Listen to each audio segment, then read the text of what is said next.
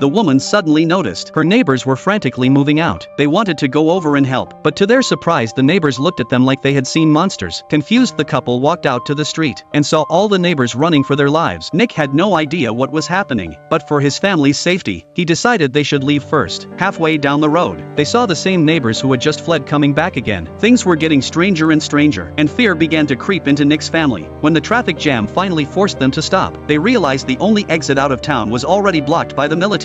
Helicopters were still circling overhead evacuating people, and the broadcast kept urging everyone to go back home. Some obedient residents had already turned around. Just then a rock fell and smashed onto the car roof. Looking up in that direction, two fighter jets roared past overhead, flying straight toward their hometown. Before anyone could react, the planes suddenly dropped bombs, blowing up the small town. Everyone was frozen in shock. If they had gone back home, the result would have been unimaginable. In an instant, thick smoke rose over the town. There were no survivors left. Even worse, after finishing their mission, the two jets turned around and headed straight for them. Everyone finally realized the military intended to wipe them all out. No one dared to stay any longer. They ran desperately into the school on the hill. There was an abandoned basement there. They did not know if it could withstand the blast, but it was their only choice. As the planes drew closer, Nick smashed the chains and rushed inside. At the very last moment, as the hatch closed, a massive explosion shook the ground above. They had no idea what was happening outside. All they could do was settle down inside. Luckily, the basement was stocked with plenty of food, enough to last the family a long time. So they locked the hatch tightly with chains and gave up any hope of the outside world. But as time went by, their daughter could not take it anymore. While her parents were asleep, she secretly climbed up the steps and yanked on the chains with all her strength, trying to open the hatch and sneak out. But no one expected the noise their daughter made by accident would bring them terrible trouble.